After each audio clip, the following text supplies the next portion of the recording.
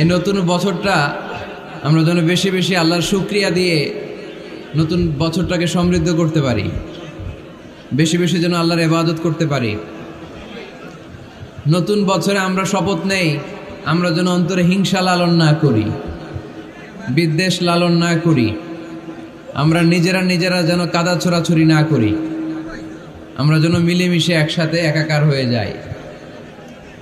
আল্লাহ তুমি কবুল করো, আমরা পড়ি আমিন। 60টা জিনিস মানুষ মরে যাওয়ার পরে তার কবরে পৌঁছতে থাকে। ইন্না মিম্মা ইয়ালহাকুল মুমিন মিন হাসানাতিহি বা'দা মাউতিহি, মানুষ মরে যাওয়ার পরেও যে 60টা জিনিস তার কবরে পৌঁছায় তার মধ্যে একটা হচ্ছে মসজিদান বানাহু, সে যে মসজিদ বানিয়ে গিয়েছে ওই মসজিদের সওয়াব। সুবহানাল্লাহ পড়েন। আপনি টাকা দিয়ে মসজিদ বানিয়ে দিলেন, ওই মসজিদে মুসল্লিরা নামাজ পড়ে, রোজাদাররা এসে ওখানে ইফতার খায়, তাহাজ্জুদ আদায়কারীরা তাহাজ্জুদ পড়ে, তাদের সওয়াবের কমতি হবে না, কিন্তু তাদের সওয়াবের একটা পার্সেন্টেজ সওয়াব যে ব্যক্তি মসজিদ বানালো তার আমল নামে আল্লাহ ঢুকিয়ে দেয়। সুবহানাল্লাহ বলতে পারলেন না? হে নামাজি আমার ঘরে নামাজ পড়ো আজ, দিল মে তোমার চরণ তলে হৃদয় যায় নামাজ। হে নামাজি আমার ঘরে নামাজে পড়ো আজ, দিল মে তোমার চরণ তলে হৃদয় যায় নামাজ। পড়েন আল্লাহু আকবার। কি সুন্দর লিখেছেন কাজী নজরুল ইসলাম। কাজী নজরুল ইসলাম খুব সুন্দর করে বলেছেন, মসজিদেরই পাশে আমায় কবর দিও ভাই, ঠিক কিনা? মসজিদেরই পাশে আমায় কবর দিও ভাই, যেন গোরে হতে মুয়াজ্জিনের আযান শুনতে পাই। আমার গোরের পাশে দিয়ে ভাই নামাজিরা যাবে, পবিত্র সেই পায়ের ধ্বনি এ বান্দা শুনতে পাবে। গোরা যাব হতে গুনাহগার পাইবে রেহাই, মসজিদেরই পাশে আমায় কবর দিও ভাই। কত মানুষ নামাজি ভাই মসজিদাঙ্গিহীনাতে, আল্লাহর নামের জিকির করে লুকিয়ে গভীর রাতে। আমি তাদের সাথে ওই আল্লাহর নাম জপতে চাই, আল্লাহর নাম জপতে চাই। পড়েন সবাই, মসজিদেরই পাশে আমায় কবর দিও ভাই, যেন গোরে হতেও মুয়াজ্জিনের আযান শুনতে পাই। চিল্লায় পড়তে হবে আমিন। কি দরদ ছিল আমাদের জাতীয় কবি কাজী নজরুল ইসলামের, মসজিদের পাশে আল্লাহ তুমি আমার কবর দিও। আল্লাহ এই দোয়াটা কবুল করে নিয়েছে, ঠিক কিনা? ওনার কবরের পাশে মসজিদ আছে না নাই? আছে। এজন্য মসজিদের সাথে সম্পর্ক জুড়ে দেওয়া এটা ইমানদারের আলামত, আর মসজিদকে ঘৃণা করা এটা মুনাফিকের আলামত।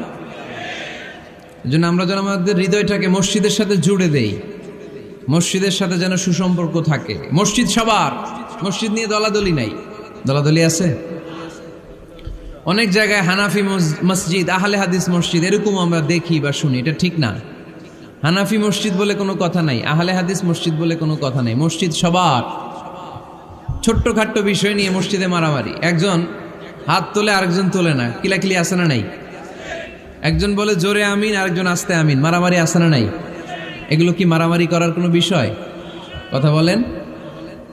সালাতে ফরজ আছে, ওয়াজিব আছে, সুন্নাহ আছে। খেয়াল করে বুঝবেন, ফরজ যদি নষ্ট হয় সালাত ভঙ্গ হয়, you have to repeat your সালাত। ওয়াজিব নষ্ট হলে সালাত ভঙ্গ হয় না, নতুন করে পড়া লাগে না, সেজদায় সাহু দিলেই সালাত আদায় হয়ে যায়।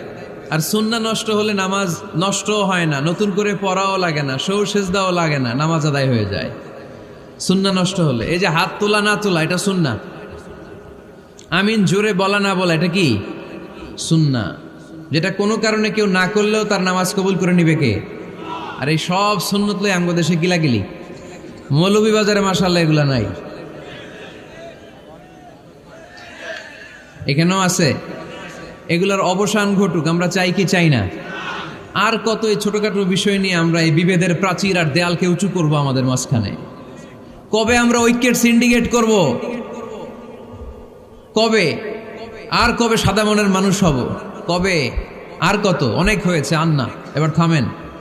বিভেদের প্রাচীরকে ভেঙে চুড়িয়ে দেন।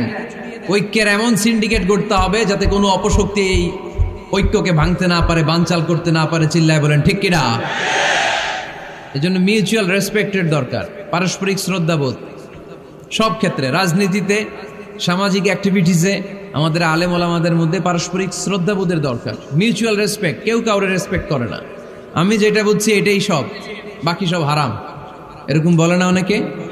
এরকম যেন না করি। তাহলে মসজিদ সবার, মসজিদ আল্লাহর হাবিব সাল্লাল্লাহু আলাইহি ওয়াসাল্লাম খ্রিস্টানদেরকে মসজিদে ঢুকতে দিয়েছেন, আর আমরা মুসলমান ভাইয়ের জন্য মসজিদে তালা ঝুলাই দেই, আছে না নাই? আল্লাহর হাবিব সাল্লাল্লাহু আলাইহি ওয়াসাল্লাম কোথাও গেলেই প্রথমে মসজিদ বানাতেন। কি বানাতেন? মসজিদ বানাতেন। মক্কা থেকে হিজরত করে মদিনায় আসলেন, কোবায় থাকলেন কয়েক সপ্তাহ। কোবা পল্লীতে তিনি মসজিদ বানালেন, মসজিদ কোবা। ওখানে প্রতি শনিবার কেউ যদি অজু করে ওখানে যে 2 রাকাত নামাজ পড়ে, একটা কবুল উমরার সওয়াব আল্লাহ তাআলা তার আমলনামায় দিয়ে দেয়। মসজিদে কোবা বানালেন। তারপরে মদিনায় এসে মসজিদে নববী বানালেন আল্লাহর হাবিব সাল্লাল্লাহু আলাইহি ওয়াসাল্লাম, মসজিদে নববী। এটা ছিল আল্লাহ রাসূল সাল্লাল্লাহু আলাইহি ওয়াসাল্লামের বৈশিষ্ট্য। কোথাও গেলেই তিনি মসজিদ বানাতেন, মসজিদে নববী। হায় রে, এখন তো কত সুন্দর মসজিদ আমরা দেখি, আমরা যে সালাত পড়ি। আল্লাহর হাবিব সাল্লাল্লাহু আলাইহি সাল্লামের সময় মসজিদে নববী কি এরকম ছিল? কথা বলেন। ফ্লোর ছিল বালুর ফ্লোর। কিসের ফ্লোর? আমাদের মসজিদের ফ্লোর কিসের? টাইলস।